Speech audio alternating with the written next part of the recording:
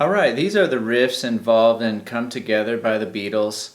There's sort of an intro riff I'm going to cover that gets repeated a few times throughout the song. Then there's a verse riff and a chorus riff.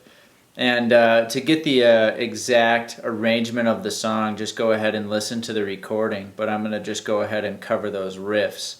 So first we got the intro riff. What I'm doing is basically I'm barring the 10th fret of my guitar here, like pretty much just all the strings. I'm just going to go ahead and bar those.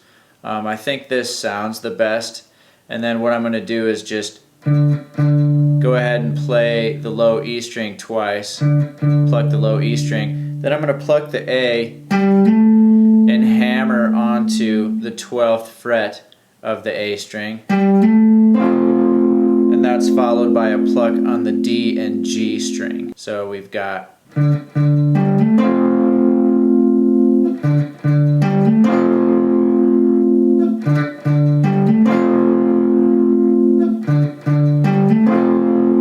you could just play these as single notes too, or instead of barring, you could go like this. You could just play that 10th fret of the E, then jump your first finger down to 10th fret of the A, do that hammer, then jump your first finger down again and bar the 10th fret of the D and the G.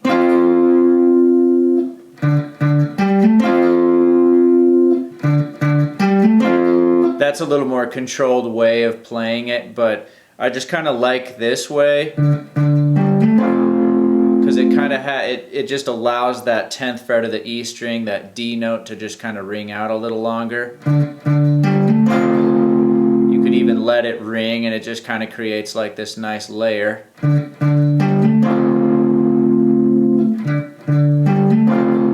don't know, I just like the way that sounds, but it's totally up to you.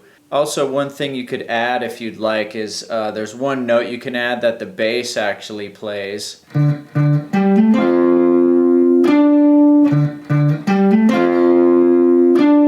So that's just 12th fret of the D string with your ring finger.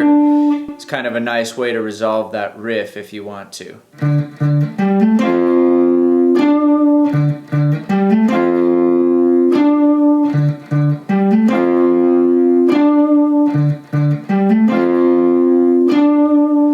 So I've played it like that before as well on some occasions. The next part we've got here is the verse section where he starts singing. Basically it's just going to start on a D5 chord, so your index finger's on 10th fret of the E, your ring finger is on 12th fret of the A. You're just going to pluck that note twice. Then you're going to add your pinky here on the 14th fret of the A. So that's a D5 to D6. And we play that for 4 measures, so let's go ahead and count that out. 1, 2, 3, 4. Okay, so from there, from that D6 chord, we're going to slide down so our index finger's on 5th fret. Now this is an A5 to A6. Now we play this for 2 measures. 1, 2.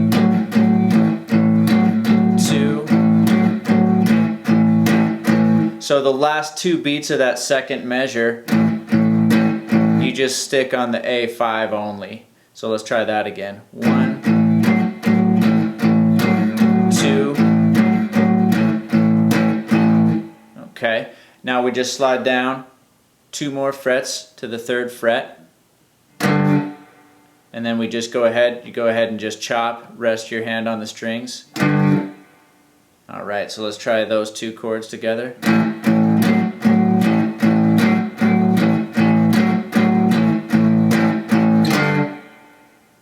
Alright, so it would normally go back to the intro here, but I'm just going to go ahead and jump into that chorus riff, which starts with our index finger 2nd fret of the A string, ring finger 4th fret of the D. That's a B5 chord.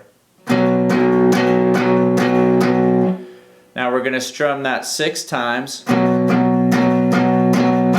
we're going to lift our 1st finger off, so we've got an open A now. We're going to strum that twice, so try all that.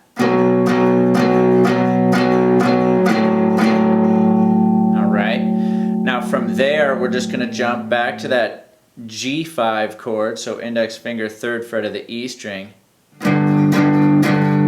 Strum 4 times, move up to 5th fret, and then do that chop again.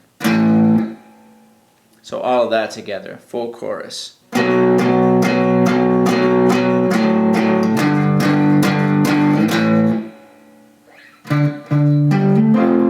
That leads us back into intro again. So let's go ahead and try all that together. I'm just going to go ahead, I'll play intro, verse, and then go into chorus. This will be a useful part of the video for you to rewind and kind of follow along. I'll play just a little slower.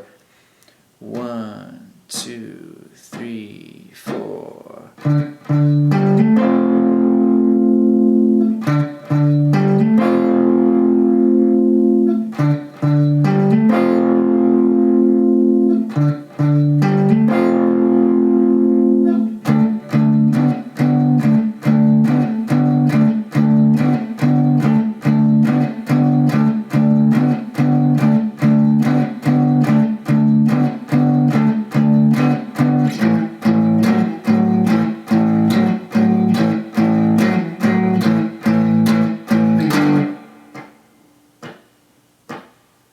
To the chorus.